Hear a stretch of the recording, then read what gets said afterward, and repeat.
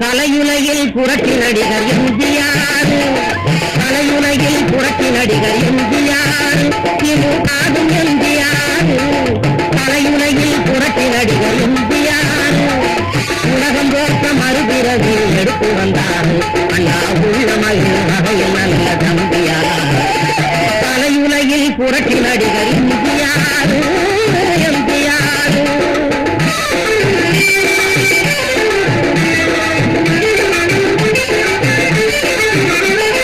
கடமை கண்ணில் கட்டுப்பாடு கொண்ட கலைஞர் திருப்பவராம், அடுத்தவரை மகிழ்ச்சியோடு ஆதரிப்பவராம், தன்னை அல்லவர்கள் நாட்டுக்காக அர்ப்பணிப்பவராம், கலையுலகில் புரட்சி நடிகர் எம்ஜிஆர், எம்ஜிஆர்.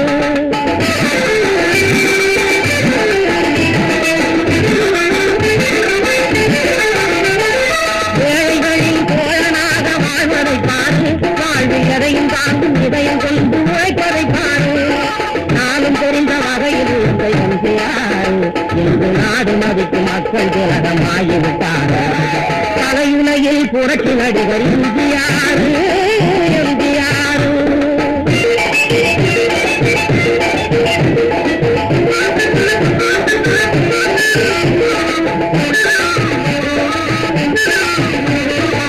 கொல்லவரும் புலியை கூட ஆதரிப்பாரு, அதை புதியதென்று பகைத்துக் கொள்ள புரிய மாட்டாரு, நல்லதற்கு அள்ளி தர தயங்க மாட்டாரு, ஒரு நலனுக்காக சேவை செய்து உயர்ந்திருக்காரு.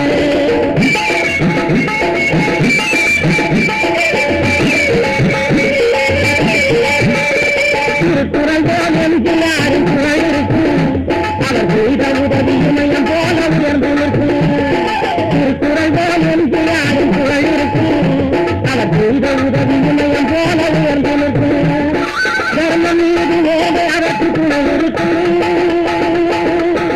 மனித சரித்திரத்தில் எம்ஜிஆரின் பெயர் கிடைக்கும், தர்மம் மீது வேலை அதற்கு துணை இருக்கும், மனித சரித்திரத்தில் எம்ஜிஆரின் பெயர் கிடைக்கும், மனித சரித்திரத்தில் எம்ஜிஆரின் பெயர் கிடைக்கும், மனித சரித்திரத்தில் எம்ஜிஆரின் பெயர் கிடைக்கும்.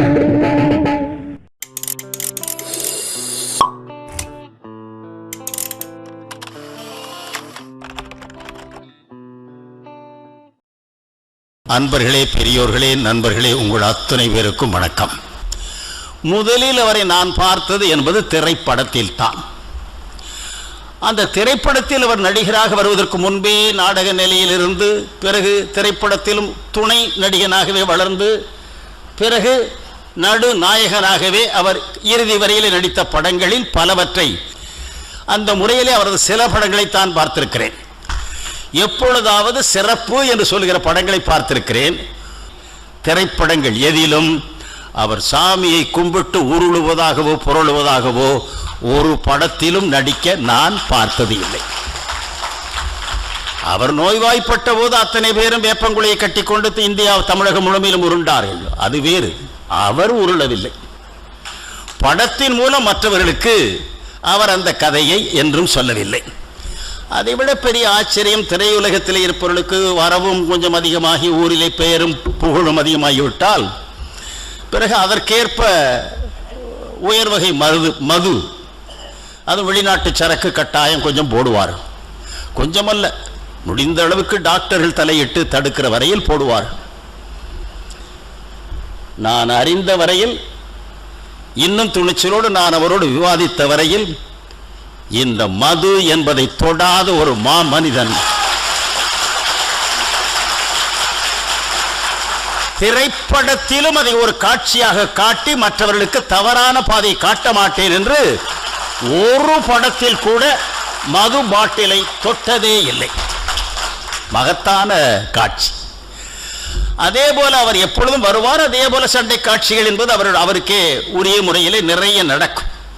ஆனால் இந்த சண்டைகள் பூராவிலும் பார்த்தால் ஒரு பாதிப்புக்குள்ளான ஒரு பெண்ணை காப்பாற்றுவதாக மேலிருந்து குதிப்பதாக வரும், அடிபட்டு விழுகிறவனை தடுத்து தூக்கி கொண்டு போவதாக வரும். இவைகளுக்காகத்தானே ஒளி இன்றைய பாரி துப்பாக்கியோடு வருவான். அவன் 20 பேர் துப்பாக்கியோடு சுடுவான். இவன் வெறும் கையாலே அது துப்பாக்கியில் இருக்கிற 20 பேரையும் கொல்லுவான். அந்த படம் கட்டாயம் 100 நாள் ஓடும். ஆனால் எம்ஜிஆர் அத்தகைய காட்சிகளில் வந்ததே இல்லை. திரைப்படத்திலே மது அருந்த மாட்டார், சிகரெட் ஊத மாட்டார், தவறான காரியங்கள் எதையுமே படங்களிலும் காட்டியதில்லை. அதே போல நான் பொது உடைமை கட்சியிலே தான் மாணவ பருவத்திலிருந்து இருக்கிறேன். அவரை நான் பார்க்க போனது என்பது எங்கள் கட்சி எனக்கு கொடுத்த பணி உத்தரவின்படி தோழர் ஜீவாவுக்கு சிலை அமைப்பது என்று ஒரு முடிவெடுத்தோம். இது எம்ஜிஆரிடம் போய் அவர் நன்கொடை கேட்பது, ஜீவாவுக்கு சிலை வைக்க போகிறோம், நீங்களும் நன்கொடை கொடுங்கள் என்று பலரிடம் கேட்க வேண்டும் என்று போனோம். எல்லோரையும் பார்த்தோம். நான் நல்லவர்கள் பெயரையெல்லாம் சொல்ல விரும்பவில்லை. அவர்கள் உலக பொருளாதார நெருக்கடி அனைத்தையும் சொல்லி அடுத்த முறை வாருங்கள் என்று சொன்னார்கள். 7 முறை போன போது இப்பொழுதுதான் உலக பொருளாதார நெருக்கடியில் ரொம்ப ஆழமாக சிக்கி இருக்கிறோம், நெருக்கடி தீரட்டும் பிறகு பார்க்கலாம் என்றார்கள். ஆனால் அந்த காலத்திலே திராவிட முன்னேற்ற கழகத்தில் மிக பொறுப்போடு இருந்தவர் எம்ஜிஆர்.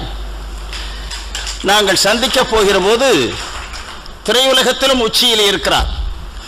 ஆனால் எங்கள் கட்சியில் விடுதலையாகி வெளிவந்திருந்த தோழர் பாலதண்டாயுதம் திராவிட முன்னேற்ற கழகத்தை தாக்குகிற போதெல்லாம் குறிப்பாக எம்ஜிஆரை கடுமையாக தாக்குவார்.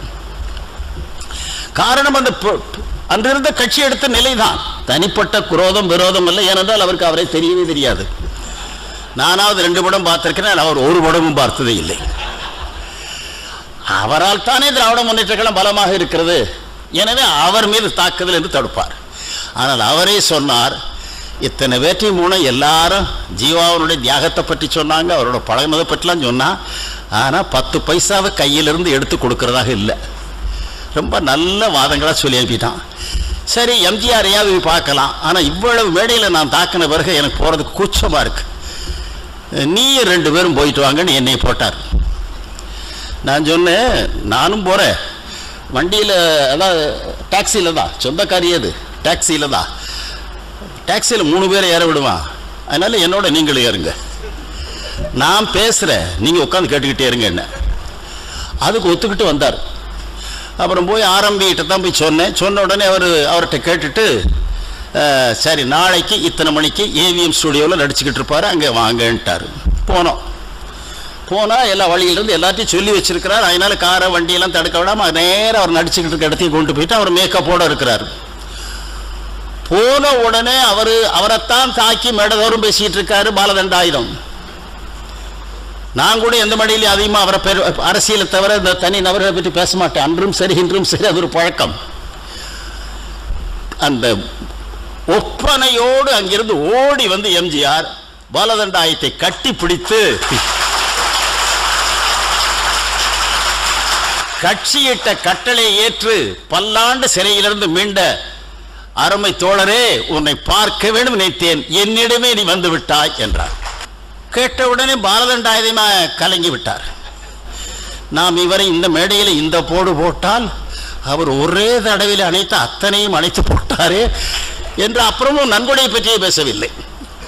எம்ஜிஆர் கொஞ்ச நேரம் எங்களை உட்கார வைத்து, அப்பொழுது வியட்நாம் யுத்தம் பலமாக நடந்து கொண்டிருந்தது. எனவே அதை பற்றி எம்ஜிஆர் விவாதிக்க தொடங்கினார். சோவியத் யூனியன் இவ்வளவு பெரிய படையை வைத்துக் கொண்டு ஏன் பார்த்து கொண்டிருக்க, மக்கள் செத்துக் கொண்டிருக்கிறார்கள், ஒரே அடியில் அடித்து இந்த அமெரிக்காக்காரனை துரத்தினால் என்ன என்று பல கேள்விகளை கேட்டார். கேள்விகளுக்கெல்லாம் 1/2 மணி நேரம் 1 மணி நேரம் பதில் சொல்லிக் கொண்டே இருந்தபோது அவரே எழுந்து ஒரு பெரிய டிஃபன் கேரியர் இவ்வளவு வேறு இருக்கும், அதை எடுத்து அந்த டேபிளில் இப்படி பார்த்துட்டு வரிசையாக எடுத்து அவரே அடுக்க ஆரம்பித்தார். என்னங்க நாங்கள் பேசிகிட்டு இருக்கிறோம், நீங்கள் என்னமோ போய் இந்த சிற்றுண்டிக்கு என்னத்தை அடிக்கிட்டு இருக்கீங்க, அதை அடுக்க ஆள் இல்லையானோ. இது விடுதி அல்ல, என்னோடு வந்திருக்கிறீர்கள், அதை இன்னொருவர் பரிமாற நான் விட மாட்டேன், நீங்களும் உட்காருங்க. தோளை பிடித்து ஒவ்வொருவரையும் உட்கார வைத்து பரிமாற தொடங்கினார். பிறகு சிரித்துக்கொண்டே சொன்னார், இது ஹோட்டலில் வாங்கியதல்ல, உங்களுக்காகன்ற வீட்டிலேயே தயாரிக்கப்பட்டு நான் அங்கிருந்து கொண்டு வந்தது, முதலில் சாப்பிடுங்கள் பிறகு என்றார். பிறகு உலக அரசியல் எல்லாம் பேசிக்கொண்டே இருந்தோம். பாலதண்டாயுதம் பொறுமை இழந்து என் காதுக்குள்ள சொன்னார், என்ன இவர் உலக அரசியலையே பேசுகிறாரே, ஊருக்கே வருவதற்கு நேரமாகும் போல் இருக்கிறதே, நாம் எப்பொழுது காசு கேட்பது, தருவாரா என்று கேட்டுக்கொண்டிருக்கிற பொழுது அவர் அதை முகத்தை பார்த்தே புரிந்து கொண்டார். ஆமாம், நீங்கள் வந்ததன் நோக்கம் என்ன என்றார். ஜீவாவுக்கு சிலை வைக்க போகிறோம் சொன்ன உடனே எழுந்து, அப்பாடா ரொம்ப நாளைக்கு பிறகு புத்திசாலித்தனமா ஒரு முதல் முடிவு, நல்ல முடிவு எடுத்திருக்கிறேன். நான் அதை புத்தகமாக ஏற்கனவே எழுதியிருக்கிறேன். நானும் ஜீவாவும் என்பதில் புத்தகத்தில் நான் 6 பக்கம் எழுதியிருக்கிறேன். நான் சொல்வதற்குள்ள காரணம், அதில் பங்கெடுத்த பலர் நல்ல வேளை என்னை மாதிரி உயிரோடு இருக்கிறார்கள். இல்லை என்றால் ஆள் கயிறு விரிக்கிறார் என்று சொல்வதற்கு நிறைய பேர் இருக்கிறார்கள். பிறகு சொன்னார், யாரை சிலை செய்ய சொல்லுகிறீர்கள்? இப்போ சொன்னார்கள். பிறகு அவர் தான் உடனே அந்த சிற்பியை அழைத்து பேசினார். பிறகு எங்களிடம் என்ன எதிர்பார்க்கிறீர்கள் என்றார். எங்களுக்கு 100களில் 1000களிலேயே பேசி பழக்கம். ஏனென்றால் அதற்கு மேலே மொத்தமாக பார்த்த வாழ்க்கை அனுபவமே இல்லை. எனவே ரொம்ப உறுதி வாங்கி கொண்டு ஒரு 25,000 ரூபாய் கொடுத்தீர்கள் என்றால் நன்றியோடு இருப்போம். சிரமம் இல்லை என்றால் 10,000ற்கு அதை நாங்களே குறைச்சிக்கிட்டோம். 10,000 குறையாமல். எம்ஜிஆர் அவர் ஒன்றும் பதிலை சொல்லவில்லை. சிரித்துக்கொண்டே அந்த நாகப்பன், இந்த சிற்பி, அவரை பழையபடியும் தொலைபேசியில் அங்கிருந்தே அழைத்து பேசினார். பேசிவிட்டு சொன்னார், பாலன், ஜீவாவுக்கு சிலை நீங்கள் அல்ல, நான் வைக்கிறேன். அதன் முழு செலவையும் நான் கொடுக்கிறேன். அந்த விழா, திறப்பு விழாவை மட்டும் நான் சொல்லுகிறபடி உலகமே அதை பற்றி பேசுகிற போது சிறப்பாக நடத்த வேண்டும் என்று சொன்னார். அதனால் எவ்வளவு ரூபாய் தருகிறேன் என்று சொல்லவில்லை. நாங்கள் திரும்பி போய்விட்டோம். மாலையில் பத்திரிகையில் செய்தி வந்து விட்டது, ஜீவாவுக்கு சிலை வைக்கப் போகிறார்கள், எம்ஜிஆர் செய்ய போகிறார்கள். 3 நாள் 4 நாள் 5 நாள் ஆகிறது. இது என்ன பத்திரிகையில் செய்தி வந்து விட்டது, பணம் வரவில்லையே, இப்படி சொல்லியிருக்கிறாரே என்று சொன்ன உடனே எங்கள் கட்சிக்குள்ளேயே சில ஆராய்ச்சியாளர்கள் இருக்கிறார். எம்ஜிஆரை பற்றி அப்படித்தான், அங்கே கொடுத்தார் இங்கே கொடுத்தார் செய்தி வரும், அது பணமெல்லாம் போகாது, அதெல்லாம் செய்திக்காகத்தான், இது மேலும் ஒரு செய்தி என்று சொன்னவர்களும் உண்டு. மறுநாள் திடீரென்று காலையில் ஆரம்பியிலிருந்து ஒரு ஃபோன் வந்தது. ஐயா, எம்ஜிஆர் வீட்டுக்கு நீங்கள் வாங்க, 10 மணிக்கு நான் தயாராக இருப்பேன், வந்து பணத்தை வாங்கிட்டு போங்கன்னாரு. எனக்கு ஆச்சரியத்தோடு சும்மா இருந்திருக்கலாம். எம்ஜிஆர் வீடா, அது எங்கே இருக்குன்னு கேட்டேன். அவர் சிரித்துக்கொண்டே சொன்னார், இன்னும் நினைவிருக்கிறது, தமிழ்நாட்டில் அவர் வீடு எங்கே இருக்குன்னு கேட்ட முதல் ஆள் நீதாயா, உனக்கு அந்த கவலையே வேணாம், ஏதாவது வழக்கம் போல ஒரு டாக்ஸியில் உட்காந்து எம்ஜிஆர் வீடுன்னு சொல்லு, கரெக்டாக கொண்டாந்து நிறுத்திடான் போ அண்ணா. அதே மாதிரி தான் போனேன். அவர் கூட்டிகிட்டு போய் காட்டினதான் எனக்கு அந்த டாக்ஸி டிரைவர் எங்கன்னே கேட்கல, எம்ஜிஆர் வீட்டுக்கு போகிறோன்னு சொன்னோன்னே அவருக்கு உற்சாகமாயிடுச்சு. யார் நாங்கன்றதில் அதெல்லாம் அப்புறம், அந்த உற்சாகத்திலே கொண்டு போய் இறக்கினார். போனால் அங்கே ஒரு தட்டில் எல்லாம் வச்சு பணமெல்லாம் வச்சு பழங்கள் வச்சு ஒரு பெரிய கயிறு கட்டி இருந்தது. நான் வழக்கம் போல் அந்த ரூபா நோட்டை மட்டும் எடுத்து ரசீதுவோட உட்காந்தேன். ஏன்னா ரசீது கொடுக்காம பணம் வாங்கிட்டு வரக்கூடாதுல்ல, பாதி வழியில் திருடிட்டான்னு என்ன பண்ணுறது. அப்புறம் உட்காந்து அது எண்ணலாம்னு உட்காந்துட்டு இருந்தபோது அங்கேருந்து வேகமாக வந்து, என்னப்பா பண்ணிகிட்டு இருக்கேன்னாரு. இந்த ரூபா எண்ணிக்கிட்டு இருக்கேன், ரசீது போடுறதுக்காக. தட்டோடு கொண்டு போப்பா, அது ஜீவாவுக்கு, உனக்கு இல்லை அப்படின்னாரு. இந்த நிகழ்ச்சியை நான் நினைவுபடுத்தி எழுதியும் இருக்கிறேன். மீண்டும் நான் சொல்வதற்குள்ள காரணம்,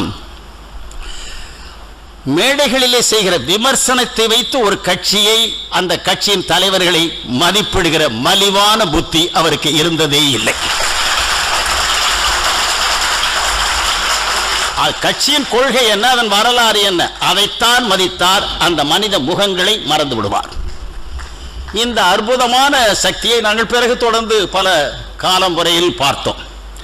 அதற்கு பிறகு ஒரு ஆச்சரியம், அவரிடமே ஒரு முறை கேட்டோம், ஆமா என்ன உங்கள்கிட்ட ஒரு மந்திர சக்தி, எங்க கூட்டத்தில் வந்து பேசுனீங்கனாலும் ஒரு 4 லட்சம் 5 லட்சம் 6 லட்சம் சர்வ சாதாரணமாய் கூடுது, எப்படி உங்களுக்கு இந்த சக்தி இருக்கு, என்ன பண்றீங்க நீங்க அப்படின்ட்டு ஒரு பாலதண்டா ஏதாவது கேள்வி கேட்கிற போதே, what is the mania about you, still mysterious, I am not able to understand அப்படின்னாரு.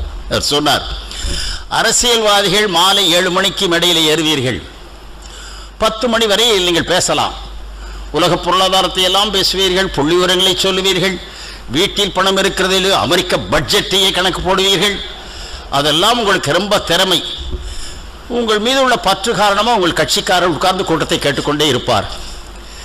நீங்கள் போடுகிற அந்த பெரிய புள்ளி விவரங்கள், ஆராய்ச்சிகள் அத்தனையும் கேட்கிற மனப்பக்குவம் இல்லாதவர்கள் எழுந்து போய்கொண்டே இருப்பார். ஆனால் இந்த திரையுலகம் தந்திருக்கிற ஒரு பெரிய பலன், காசு கொடுத்து என்னை பார்க்க வருகிறார்கள். காலையை பகலிலும் பார்ப்பார்கள், மாலையிலும் பார்ப்பார்கள், இரவிலும் பார்ப்பார்கள். பார்த்துவிட்டு வீட்டுக்கு போன பிறகும் வானொலியிலே கேட்கிற பாட்டு என் பாட்டையே கேட்பார்கள். பள்ளிக்கூடத்திற்கு செல்லுகிற போதும் சுவரொட்டியில் என் படத்தையே பார்ப்பார்கள்.